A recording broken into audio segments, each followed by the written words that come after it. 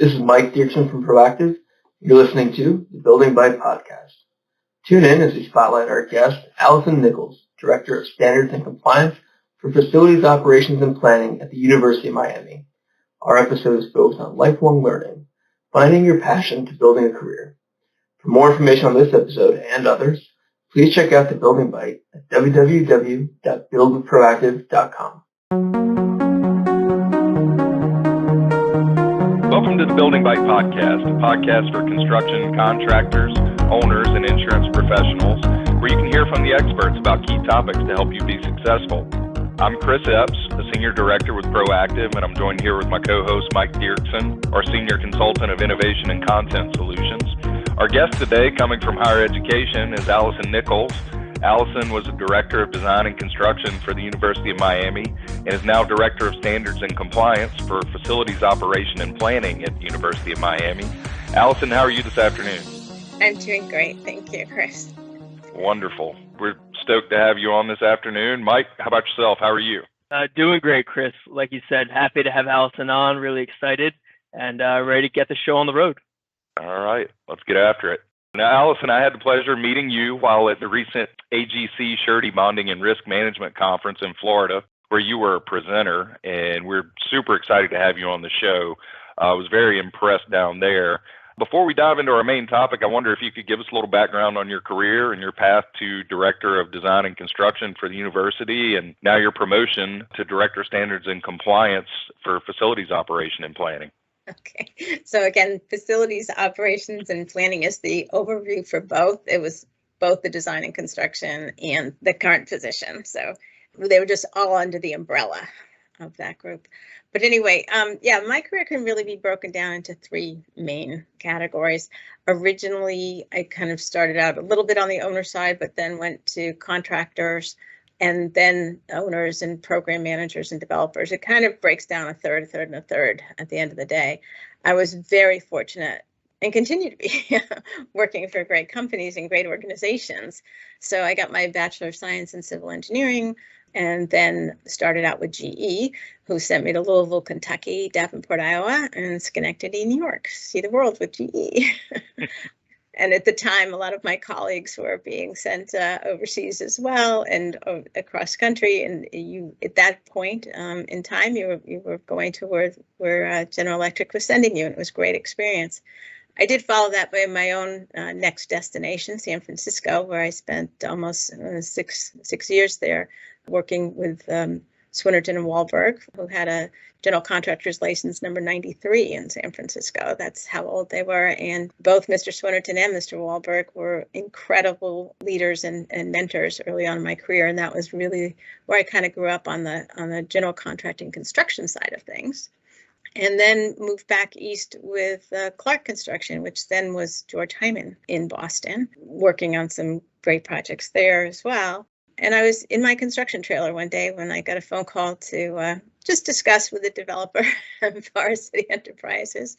And that's really where I was introduced and gained my exposure to higher education projects, because we had worked with projects for MIT, Hopkins, and Penn, mostly on research lab facilities and infrastructure projects. And we also did residential projects in Cambridge and Chicago. So in addition to that infrastructure work, I had very large infrastructure experience later on with Kaiser Engineers on Deer Island and Bechtel on the Central Artery.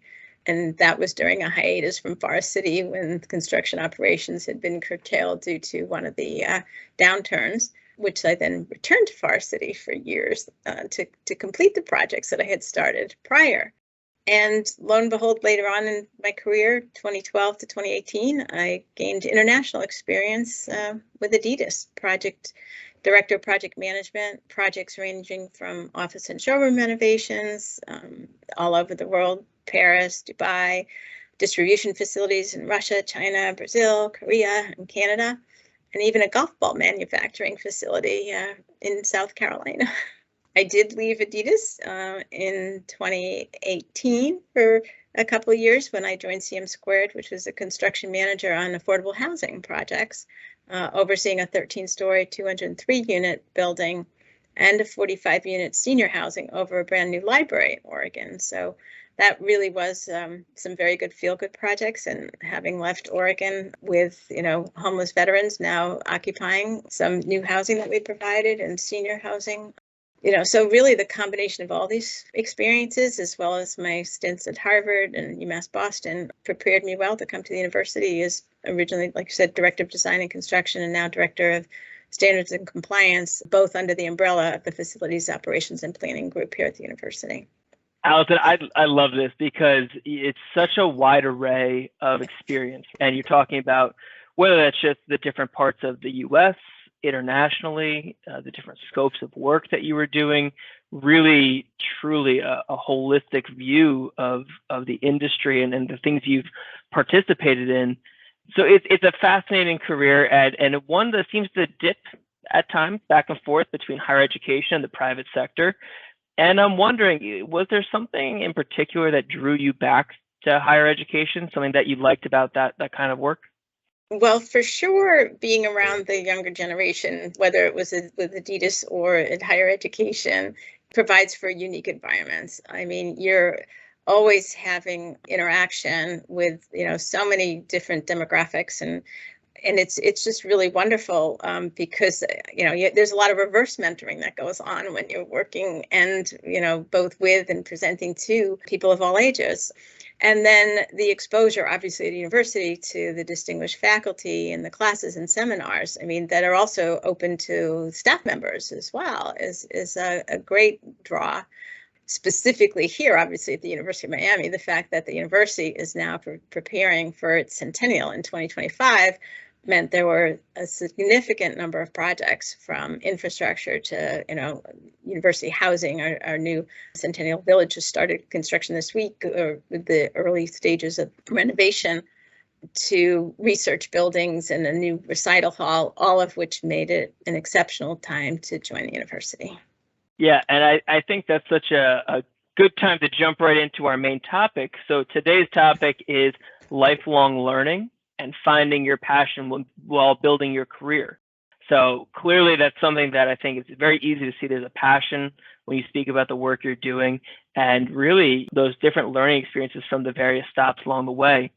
So you mentioned earlier that your career was really broken into thirds. So I would like to start in that first third, the private sector, and you had a very diverse path, some of the different teams that you were working on and with. What would you say was one of the more memorable projects of your career within that time frame? Well, if we go back to the contracting part of the time frame, I'm dating myself now, but working with Philip Johnson on the Neiman Marcus at Union Square in San Francisco was definitely a very cool experience. Larry Halpern and Craig Halverson, who are two of the top landscape architects on both coasts, to have worked personally with both of them was amazing. I feel that, transformed areas. And then obviously University Park at MIT, which is, I spent a long time on the, developer side, really transforming Central Square in Cambridge, or at least a large area of it, bringing 1 million square feet of research and development buildings online, in addition to new housing. There was a 20-story, a 10-story, and a 4-story. And also a renovation. So, and also all 4 residential projects had their own personalities, if you will. Some of them were more traditional, and others were when the new loft style was coming in as well. But so, all my projects are my favorites, and they're all ones that I've, transformation really is like the key on what I like to be working on, I guess. And that goes to, again, the core values at the university is, we transform lives through education, research, innovation, and service. And so, every company and or university that I work with, I feel I have to be aligned with, and I was very much so here, especially because we do have a drive for excellence and improving campus and improving the research capabilities, and it's just continuing. Allison, in our first season, we had a gentleman on, Gary Kaplan from AXXL, and one of the things that he talked about is that the best way to grow and learn professionally is to work on a large, complex project with a lot of stakeholders. And it certainly sounds like that maybe fits the bill for you, some of the larger multi-building and mega type projects that you've worked on. Have you found any parallels between that, your experience in private industry, and what you're now doing in higher education?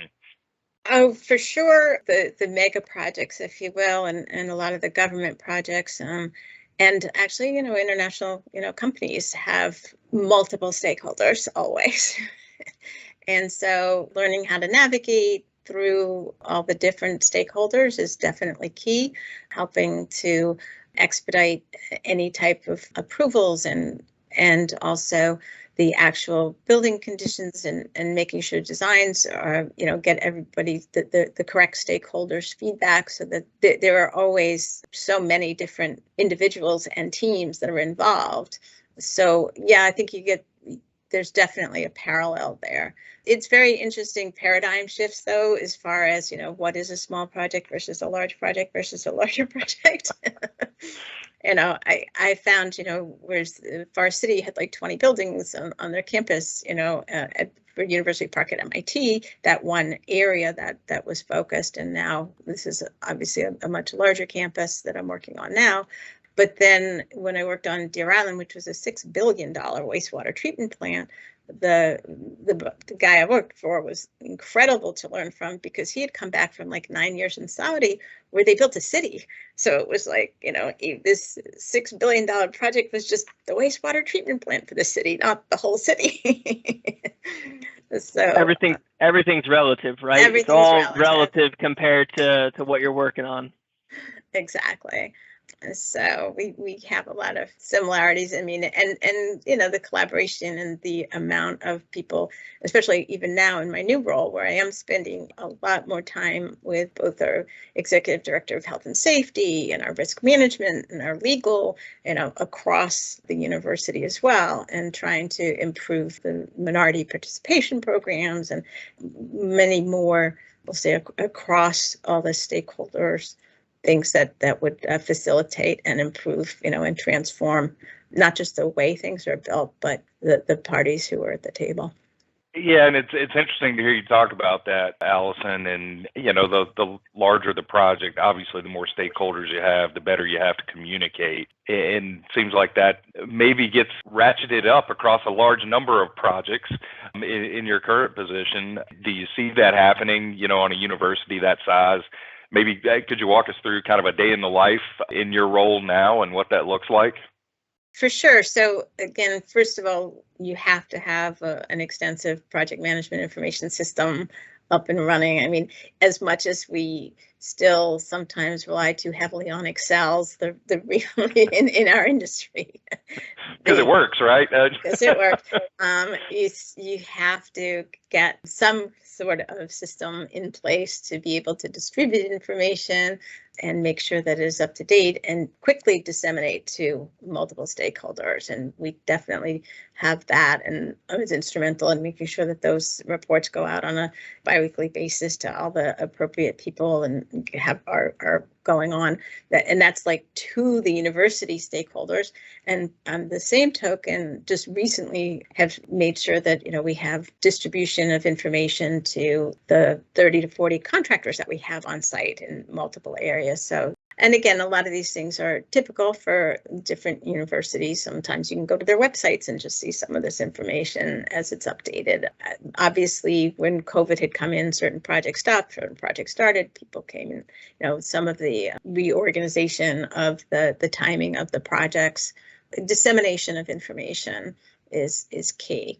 Just recently, the executive director of environmental health and safety and myself worked with our business analyst to create a smart sheet approach that we could also quickly, as anybody can walking by, see something, say something, whether it's on a quality, safety, or other issue, and immediately get information out to the correct parties to address. And then use those kinds of information for lessons learned and or are there patterns or systemic issues? Is there an issue going on one side of campus that could affect the other? So we're constantly trying to improve process improvement and communication tools improvement so that all the work continues smoothly, But, obviously, most importantly, the safety of our students, the safety of our faculty, the safety of the workers comes first. And we need to make sure that information is out there as well.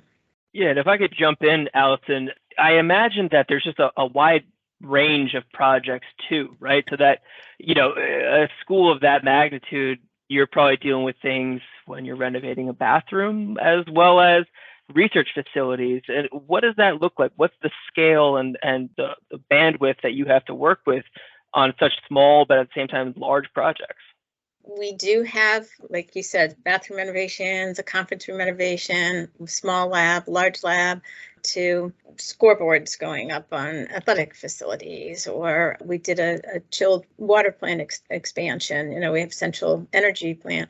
But there are, all projects have key things. There's safety, right? There's quality, there's a schedule, there's a budget, there's a scope that have to be identified. It doesn't matter what size project that is. And so that's very scalable. And so there's some basic information that has to be included on every project. But we do have like an order of magnitude about, a couple of hundred projects in any given year, of which I think we have 58 currently under construction, 30 in permitting, another 30 in design, another 30 in planning, study, and due diligence, another 15 in punch list, so, and that just continues to rotate. New projects go into financial closeout, and the next round comes in, and the permitted ones go into construction, and the design, and so it goes. So making it even more important, like you said, having that project management system in place and keeping those foundational tasks streamlined so that you're always, moving from one step to the next and not missing anything, because of that many moving pieces, it's likely that something could get missed. So you got to make sure you have your process in order. And it is a continuous improvement process. Sure. Absolutely. I'm curious though. So from a educational standpoint, is there an active and engagement and a willingness from the university to try to bring students into these projects? Oh, absolutely. So in two different fronts, I'll say. So like our sustainability group definitely engages with the student affairs as a whole, a separate group to introduce that. We've recently had a University Village Cultural Center being designed, so we had representation from student groups on some input as to, there were like actually 3 different concept designs that were shared, and it was kind of settled on what the multitude of the groups wanted. Then on a more project specific level, we have interns. There's 2 different construction management programs at the university. One is with the School of Architecture and one is with the School of Engineering. And we've had interns and work studies from both, so that there's definitely that as well. That sound like excellent ways to integrate students into the workforce eventually and provide them with some relevant experience for postgraduate employment.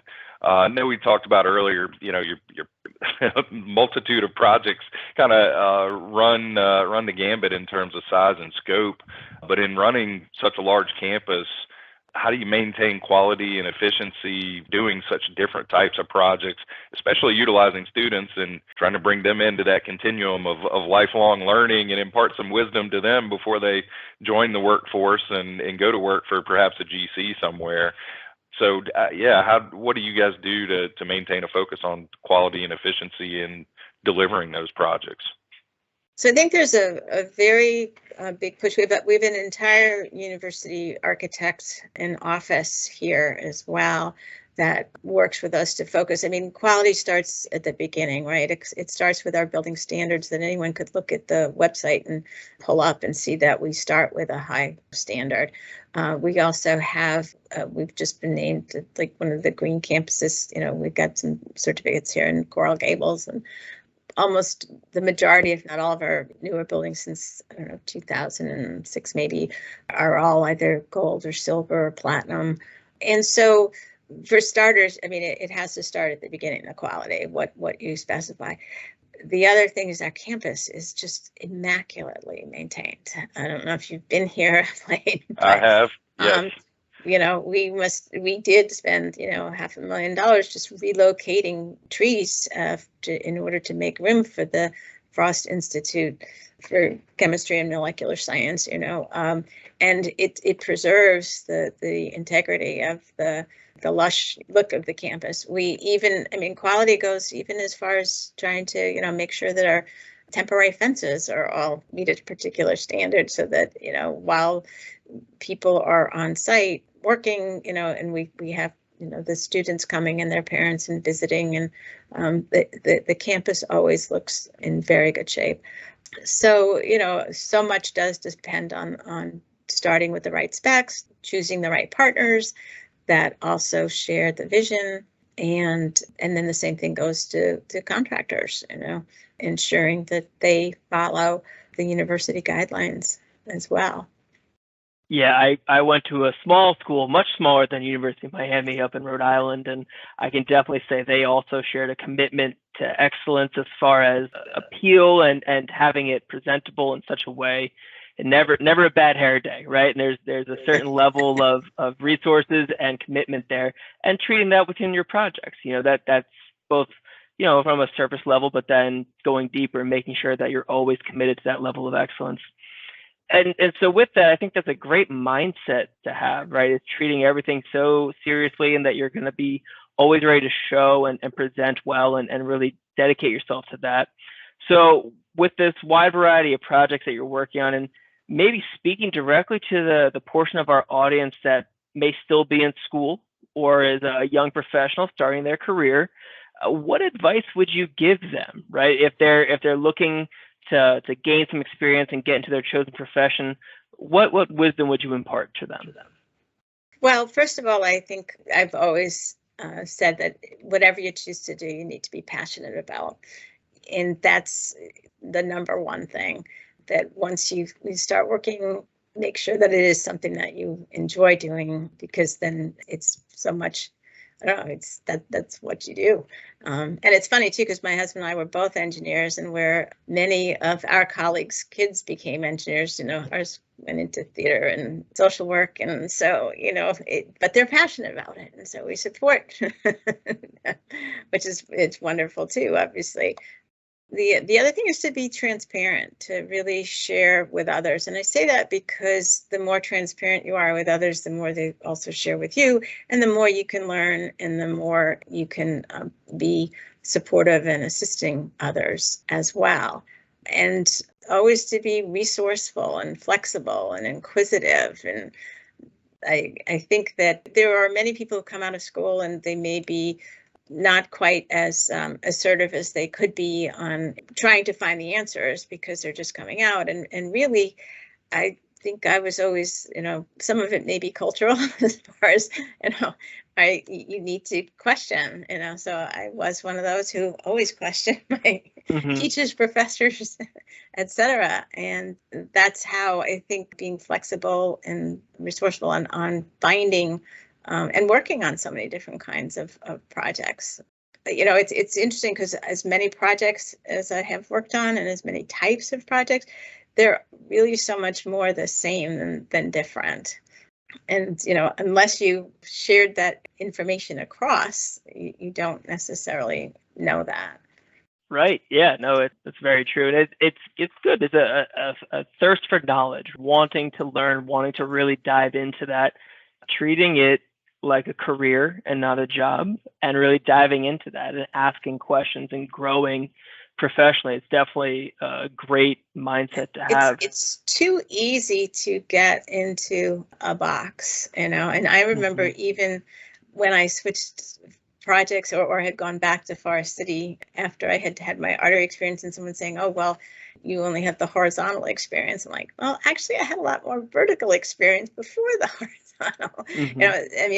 And the retail, the residential, the research, I think I had mentioned in one of our talks before, the concrete doesn't know whether it's going on the slab of a retail or a research building or a condo. That being said, obviously, someone recently said, oh, it's hard to get concrete floors, flat. And I was like, well, they have to be super flat if they're going into a warehouse or distribution center that has just gone from from manual to fully automated, because otherwise the robots and the forklifts will go off the rails. So Yep. yes, you can get super flat floors. You just have to know how to do them. But, and again, those are like just the snippet of something that you learn from different places and different things. I mean, while I had been in San Francisco, obviously learned a lot about earthquakes, and obviously you don't put anything within the first 4 feet of, wouldn't put a water pipe in Massachusetts within the first 4 feet underground. But, here in Florida, it's all about obviously preparedness for hurricanes and NOAs. And, so it's just fascinating to me, all the technical things that every project that I've learned on. Right. I love that. And almost to summarize some of those takeaways, but be passionate about what you're doing, be transparent and share that with others, and then be resourceful. Those are great pieces of advice. And I think anyone listening, regardless of where you are in your career, would be wise to heed that advice. As another thing we do like to ask, though, Allison, is an action item. So if you were looking to make a change professionally, if you're listening to the show today, whether it's you yourself or an organization, and you're looking to change about how you do something, what would your advice be? What do you think would be an action that people could start today or tomorrow to make that change? So the first thing you would do is look at companies or professional organizations or institutions or brands or even products that interest you. I mean, what do you like? Or even hobbies that you like? Because then you can explore that area and then tie it together with what your either aptitude or your background is. I mean, whether, I was talking about having met mechanical engineers who work for Adidas, not in the facilities department, but they love sports, and they were working on the aerodynamics with the athletes, for their shoe design. Obviously, people who love theater could be an engineer and working on sets. If you like, again, working for an institution, make it an institution that shares the values that you share. You were talking about the striving for excellence before, and again, obviously, most universities do in general, but our university in their literature even talks about having a drive for excellence, which permeates every domain of our work, from research to public service, from teaching to athletics, from healthcare to the arts. Sounds like my projects. So yes, you want to find, and the University of Miami especially is very service oriented. And that's another one of my passions, as I mentioned before, doing the affordable housing projects was key, and volunteered a lot for education as well, and low income education and especially. So all you have to do is pick what you like and then research it and then reach out. But I really do think you need to do your homework first, though. If you haven't fully researched before you reached out, then that's not going to help in the conversations. You need to, and it's so easy to research online today. True, so, very true. You got to start with the end in mind, right? Yeah. Where do I want to be? Right. And then work your way to where you are now, right? But you want to start with that end goal in mind. Absolutely. And there just are so many opportunities outside of the obvious. Which is it's interesting advice, and I think spot on. But being passionate, being transparent, being flexible and inquisitive are not always things that we immediately associate with the construction industry. Something like you come out of school as a young engineer, and a lot of times you're thrown maybe on a project site, and it's just kind of keep your head down, do what you're told in some cases, depending on what people's different experiences are there. But I think that's excellent advice for an industry that could probably use more of all of the things you mentioned to re-energize the engagement of young people on projects, particularly those coming right out of school. I guess moving on, Allison, before we let you go, we always like to hit our guests with a couple of rapid fire questions. One I'd love to know is, what are you seeing today that gets you the most energized about your work at Miami? Well, again, like every day when I see students or faculty crossing campus, someone asks about one project or another. So there's just an incredible enthusiasm of the growth of the campus and literally endless possibilities of what can be achieved. So I'd say that's the number one thing that keeps keeps me going. That's a big one. I would say that being able to maintain a sense of enthusiasm, especially across all those projects with a lot of stakeholders, imagine that could probably be tough sometimes, but having those interactions with student stakeholders, I imagine it's got to be very encouraging. Students and faculty. I mean, we were doing some projects out at our marine science campus and went to hear one of the scientists speak out there. I've gone to the recitals of both students and people have come in for the Frost School of Music, which is incredible. And so I'll be really looking forward to hearing them at the new recital hall. That's just a couple of them. And of course, the research building is tantamount. I think I had told one of you earlier a story when I had brought my son. Now my son is closer to your age than your ages, but anyway, when he was younger, I once brought him to one of the projects to see the bright, shiny new laboratory facility that we had built along with the atrium and everything else. And I mean, it was more, I was showing him the building. He looked at me and he said, at that point, you think they're going to cure cancer in this building? And it was like, whoa, cut right to the chase. So here I am 30 years later, still saying, maybe this is the one. That's, it's always fulfilling to drive by a project you've completed or a building you built. And I've done that with my own kids. It's a wonderful feeling. That's an extra layer of validation that you don't get on a lot of projects.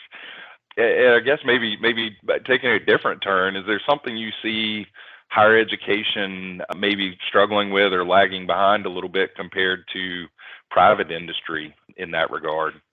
Well, again, I think we touched on it a little bit about available technology.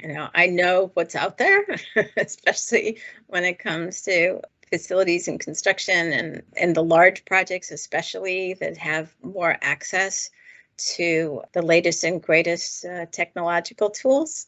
And that was something I had learned when I had gone from my Forest City days at University of Park at MIT and then gone to Bechtel. And, things were the more resources there. The resources, thank you, were amazing. And so I think it's kind of hard sometimes because, again, that's not the focus necessarily on having the best project management system that is the state-of-the-art one. If you have to transfer all the information and, it's process. So we are continuing to upgrade our systems and tap into it. And especially we use, a lot of the latest and greatest, but I think that's the one thing that's a little bit, but again, it has to do with where do you put in other resources. Mm-hmm. Well, it's interesting. So then on the inverse of that, Allison, where do you think you see advances being made in higher education that maybe private industry has not figured out yet? So again, I think sharing of information is really about that. I mean, I'm a member of the Construction Owners of America Association. I meet with the peer institutions a lot, and we share information across the board. I think that there's still contractors and construction aren't as, the sharing economy hasn't quite gotten there yet. It's having to get there in some ways with the pipeline struggles. But, and I remember, working on Deer Island where every piece of material had to come and go off of the Ro-Ro, which was a barge to the island, or 9 trucks a day. All of a sudden, contractors had to work together to say, look, I need something on my site. Can I trade you a spot on tomorrow's boat? Maybe you don't need that material until the next day. And I mean, you had to do that. And I think, so I do think that higher ed has, that there are many groups that were able to share information across. And I found it, I think during COVID that happened a lot too. We were way ahead of the game as we were able to really implement so many things early on that we were able to keep the university going. And there's one case where our IT department was incredible and had incredible access and technology. So putting the technology for that versus a project management system, I understand. And Yeah, for our researchers, yes, there's priorities that are different. Yeah, exactly. Priorities change, and the grass is always greener in some ways, but certainly effective communication can really alleviate so many things and streamline so many things.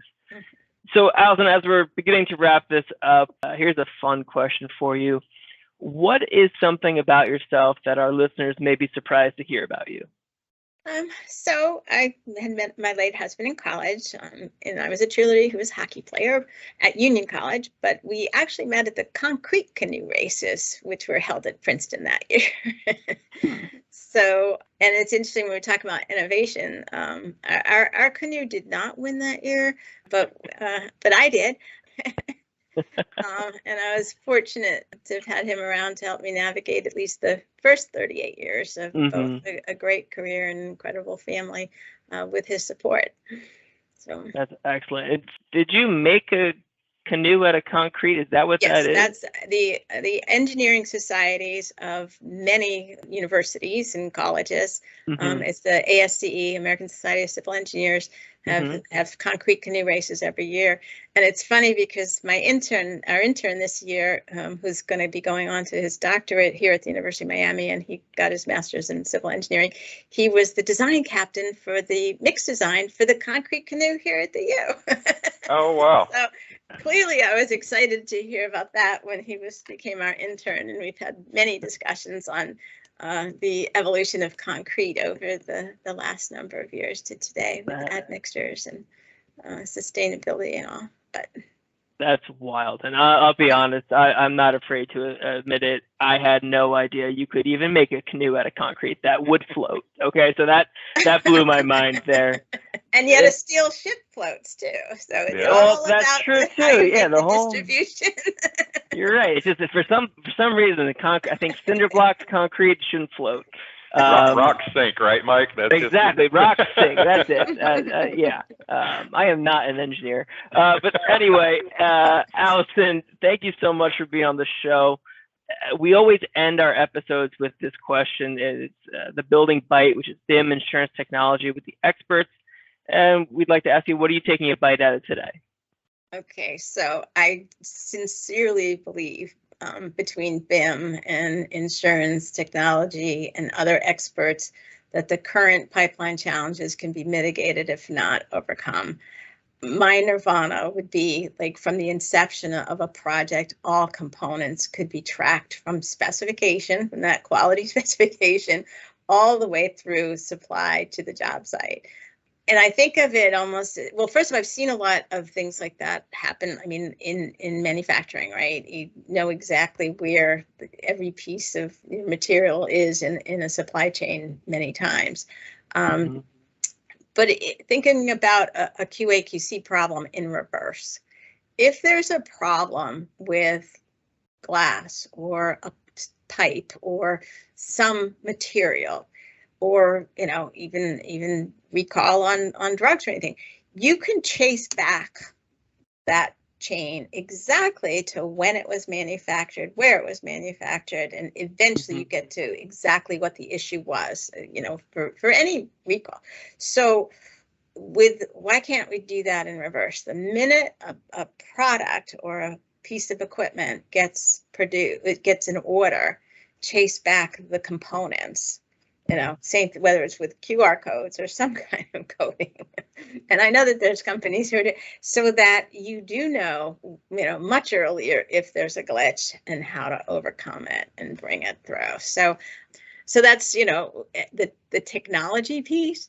The insurance piece too. I've just spent time with our insurance people. We're doing, in addition to the projects that we're doing at the Coral Gables campus and the Marine Science campus, separate from the group I'm working with, there's also the University of Miami Health Medical School and all. They're doing some other projects, and to buy insurance bulk and is obviously important and helpful and cost savings, but when you also have to get materials here early, or we have to keep an eye on the insurance business as well, making sure, and that's always been a standard. Years ago, we want to pay to get offsite stored materials paid for so that you have them there when you need them. And there's always been a requirement typically to make sure that, the insurance requirements are in place. Now, again, that becomes even more important because we have more of those materials that we're trying to procure to have them on. And on and on and on. So yes, there's a thread. And I have seen BIM working all the way through from design through to the asset management, but it's still few and far between. So there's definitely a lot more coming. It's a continual education and inquisitiveness, and we'll solve the industry's problems. We've got to commit ourselves to doing it. Allison, I would definitely appreciate you chatting with us today. Thank you for taking the time. If our listeners want to hook up with you after the podcast, where can they find you? Where's the best place? Nichols@miami.edu. Pretty simple. Well, fantastic. Thank you again for your time, and look forward to speaking with you again soon. Okay. Thank you. Thanks, Allison. Thank you very much. Thank you for listening to The Building Bite. This podcast has been brought to you by Proactive. Check us out on thebuildingbite.com, where you can subscribe to our newsletter and follow us on social media for all future The Building Bite news and updates. You can also find us on your favorite apps, including Apple and Google Podcasts, Spotify, Stitcher, TuneIn, and Amazon. If you have ideas for episode topics that we should cover on the show, or you know somebody who would be a perfect guest, let us know at connect@thebuildingbite.com.